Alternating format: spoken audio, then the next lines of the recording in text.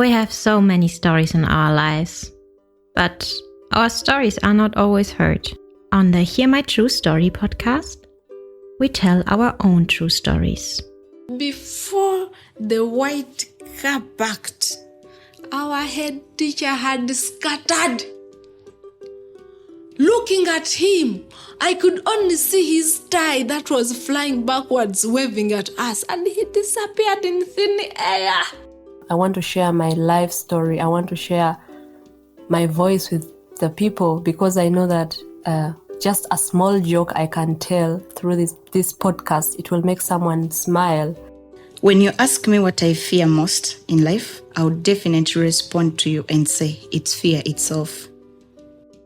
We are fighting for togetherness. We are fighting for equal rights.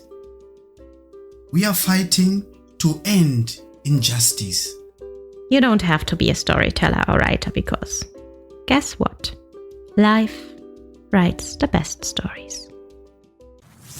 Hear my true story. So like we had a friend of ours visiting from Uganda, and then we prepared soup as a dish.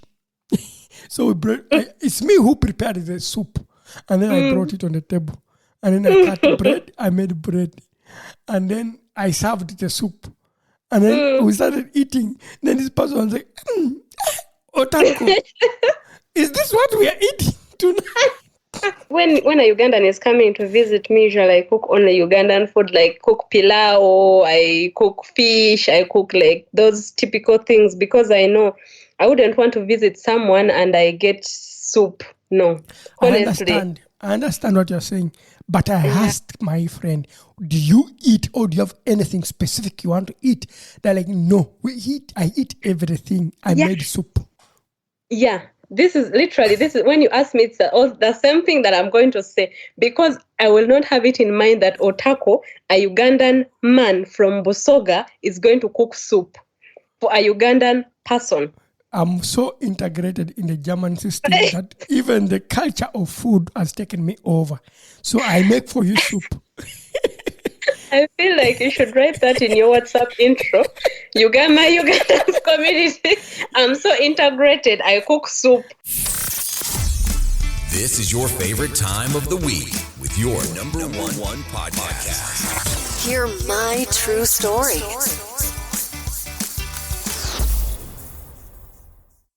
My dear listeners, you are welcome this wonderful week with me, Otako, your host on Hear My True Story podcast with Carol J. Smith. Yes, that is Carol J. Smith, our guest on this podcast this week. So, well, in this particular episode, we are going to talk about culture.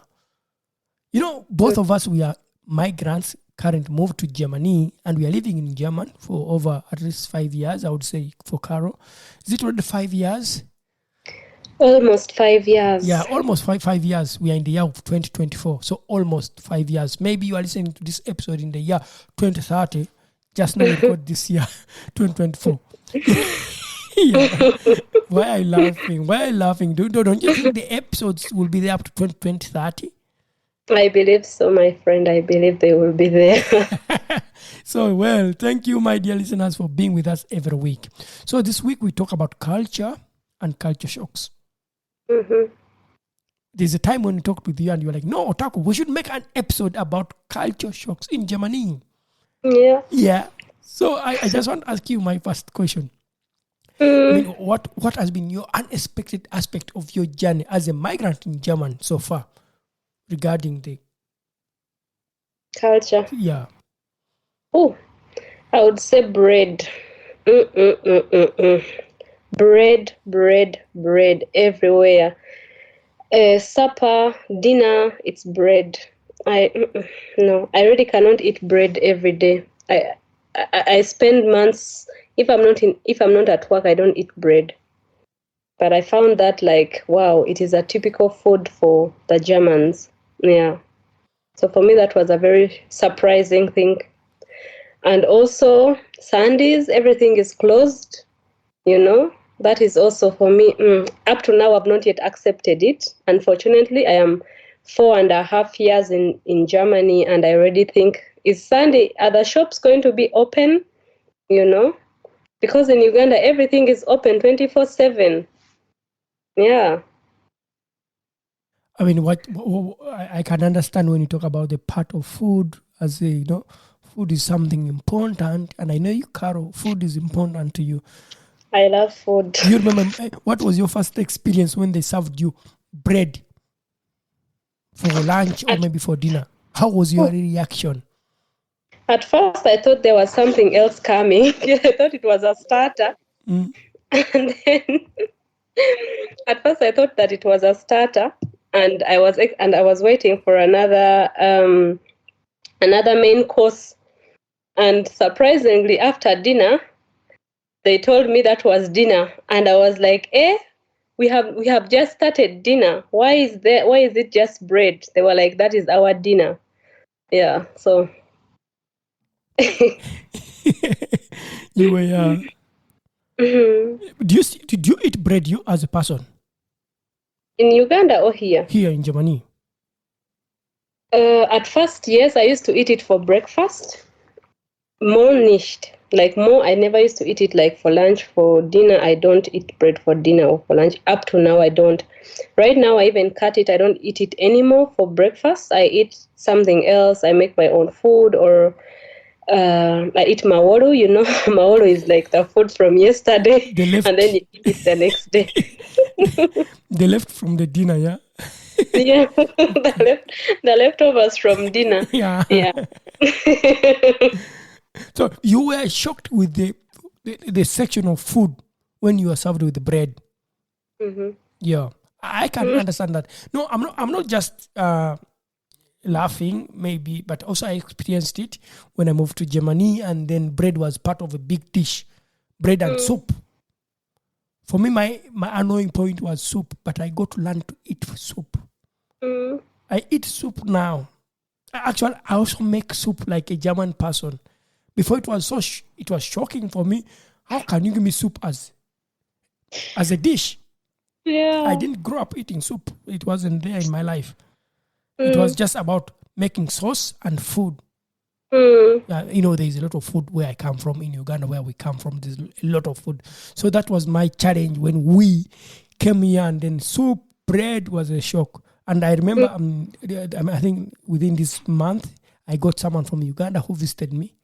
And then because of being being integrated, I bought bread, nice bread from a very good bread shop. And I put it on the table, and I expected that when these people wake up, they'll find some bread and perhaps they'll be happy to eat bread. And then I put their cheese, I put their butter, I put their this fresh käse, how do you call this? There are so many, there's milk products with, to put on bread. Salami, the pork and the chicken for putting on bread. I know I'm hosting someone with all my openness. And also coffee, yeah? Thinking they will really be happy to enjoy the breakfast. They're like, Otako, I don't eat really bread and these things of käse, these things of putting cheese, putting butter, putting salami. I don't eat them. And at first I was in a shock, like, what? Then I reflected back and said, no, Otako, you were like this. Culture shocks. Yeah. For me, up to now, even I don't eat soup. Like going back to the soup thing, I really don't like soup.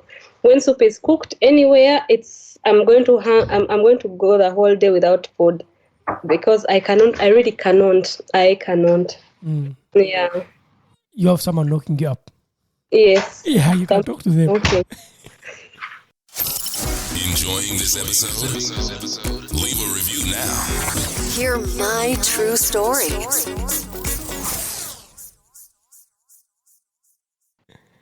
My neighbors. Yeah. Well, they brought you soup. Your neighbors brought you soup for Easter. Today's Good Friday.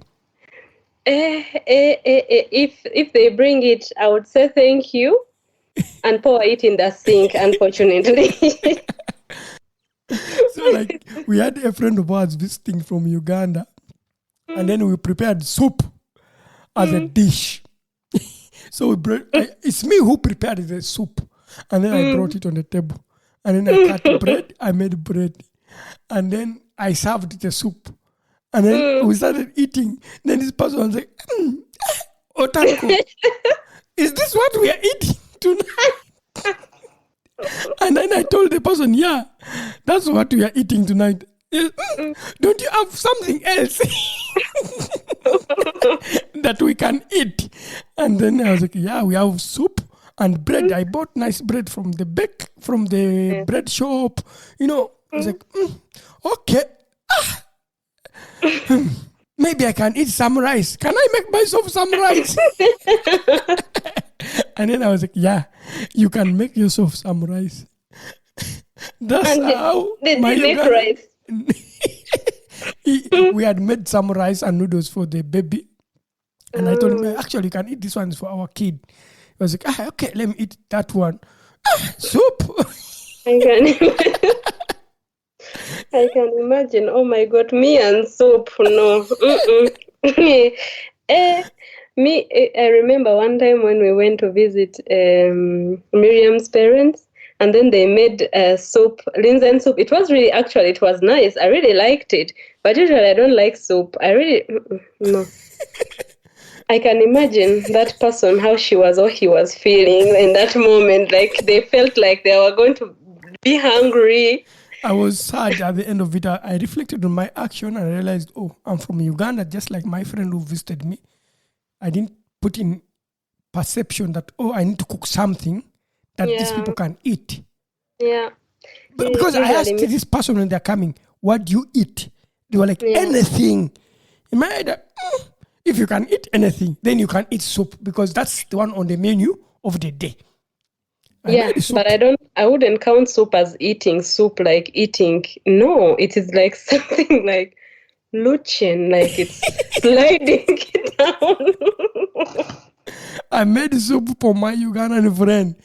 They just took 3-4 spoons and I told them, "Eat bread." They were like, "Do you have something else?" When a Ugandan is coming to visit me, usually I cook only Ugandan food, like cook pilau, I cook fish, I cook like those typical things because I know I wouldn't want to visit someone and I get soup. No, honestly. I understand what you're saying, but I asked my friend, "Do you eat or do you have anything specific you want to eat?" They're like, "No, I eat everything. I made soup." Yeah. This is when you ask me, it's the same thing that I'm going to say, because I will not have it in mind that Otako, a Ugandan man from Busoga, is going to cook soup for a Ugandan person. I'm so integrated in the German system that even the culture of food has taken me over. So I make for you soup. I feel like you should write that in your WhatsApp intro. My Ugandan community, I'm so integrated. I cook soup. Yeah. Then they know. Yes, I can just say it. Anyone listening to the podcast, they'll know that Otako cooks soup. And if you're visiting him and you're from Uganda or Africa, East Africa, expect soup and bread. Really Germanized. Please don't cook that for me when I come to visit. You don't. Thank you. I hope I remember. I will remind you, please, no soup, no bread. For me, breakfast is okay to eat bread, but dinner, please don't. It is breakfast. Really. I really don't like soup. The only soup maybe that I can try eating is the kartoffel, like the potato, the sweet potato, or the Irish potato soup, I think. That one I can try because it is thick. But this pumpkin soup, this eintopf, where they put everything. Oh my God, that thing. Eintopf for taco. You can tell me, I may know it, but maybe someone who's listening to the episode doesn't know this kind of soup. So eintopf is like one saucepan, like if I direct translate it. So one saucepan where they put everything in one saucepan. and put water and boil and eat. So they would put like onions inside, they would put potatoes inside, they would put anything on earth. They can even put rice or noodles inside. And they eat. Oh my God, I really don't like it. I'm sorry to our German listeners. I am really sorry. I highly apologize for this. That is not a dish. I really don't. No. So, well, the food section really makes you sad. Yeah, it does make me emotional. I'm looking at your face right now because, our dear listeners, we are recording a video too. I mean, we are not recording it, but we are on a video call. We are recording the audio part of it. But the way I see your face reaction is like someone has really punished you when they bring you that pint of soup. Oh, goodness. Oh my God. This is one thing I cannot stand. I'm really sorry. I know someone might be shocked that why are we laughing about soup in Germany? Well, to tell you, in Uganda, it's a green country. Everything that we grow from the garden, you eat it right away.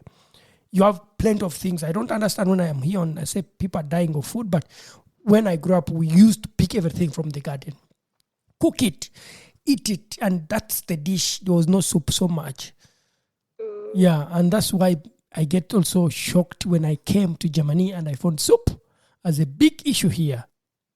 For me, my first impression when I was eating soup, I was like, what do these people think I don't have teeth? Because it is, you put it inside the mouth and it is just rolling. It's like I'm drinking water, and water which is mixed with something. I really, oh goodness, I'm really so sorry to our listeners. I'm very open-minded. I'm a very open-minded person. I like trying new things. I will not say that I've never tried soup. And if it is a new soup that I've never tried, for God's sake, I try it. I always try it. And I'm like, I will take 1 or 2 spoons, try it, and then I respectively say no to the soup. But honestly, I'm not a soup person. Every Thursday at work, soup is cooked.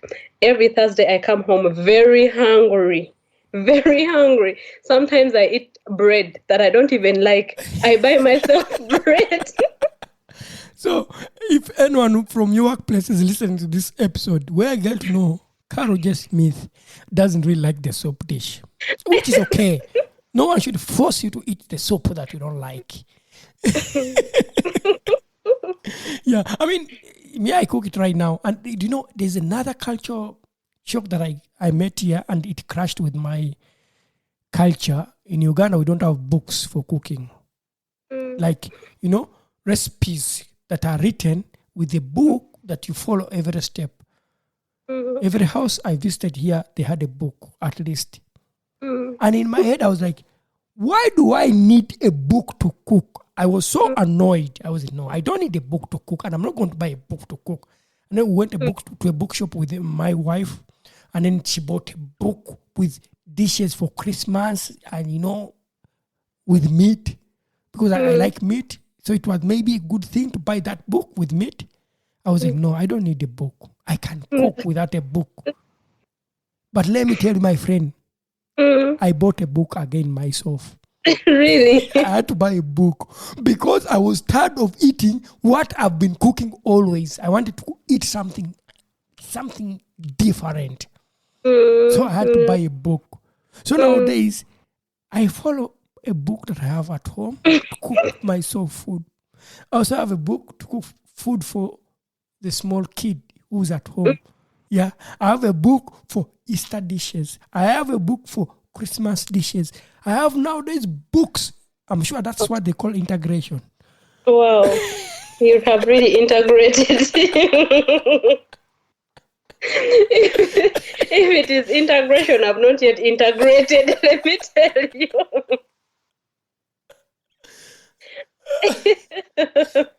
I have a book for everything. Breakfast, big dishes, small dishes. I never wanted to eat salads.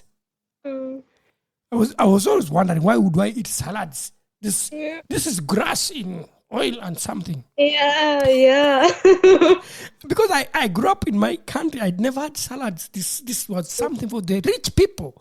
Well, why do I go to the garden and pick a cabbage and then eat it raw? Am I a goat? Yeah.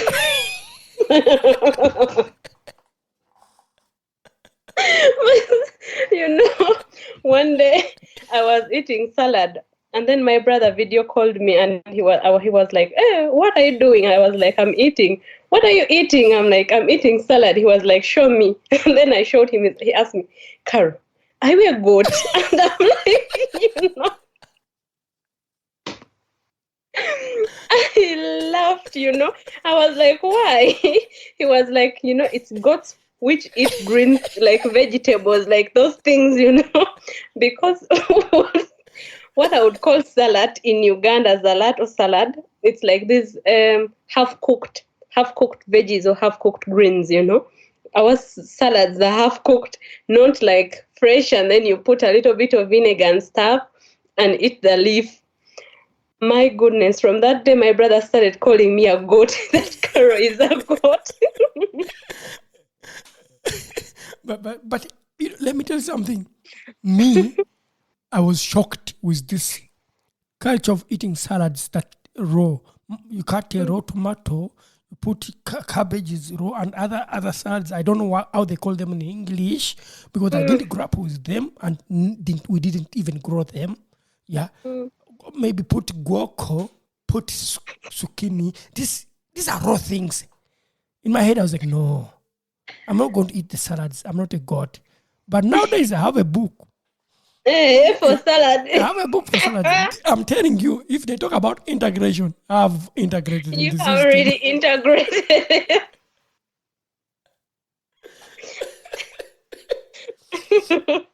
I feel like I'm not yet integrated to that extent. For me, I think I need some more 5 years to integrate like that.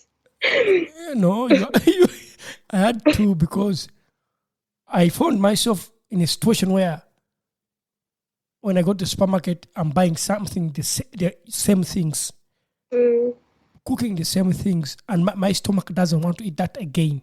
So I need to have a book and can decide what do I cook a week. And I have to know, okay, I'm going for shopping. This is what I need. So I found myself trying to understand why I need a book for everything that I need to cook inside the kitchen. But that was for me culture shock. Yeah, I eat different things sometimes. I eat different things at work. So I will eat my things at home.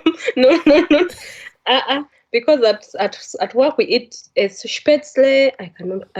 Sometimes I cook spätzle myself at home. Then maybe I air fry my chicken, bake it, I don't need a book for that. Honestly, I put all my seasoning, my spices, put in the oven, wait minutes, eat. Yeah. My friend, you need a book. You'll need a book. I don't need that book. You'll need a book. My dear listeners, I'm telling you, when anyone coming to Germany, you'll meet the food section as one of the culture shocks that you'll meet in Germany. So you may be like me. I bought myself books to be able to cook in Germany. Yeah, because I was really in that culture shock. Really, that's a very big experience from my side. We not only have voices for a podcast, but also faces for YouTube. Don't miss your next episode. Hear my true story.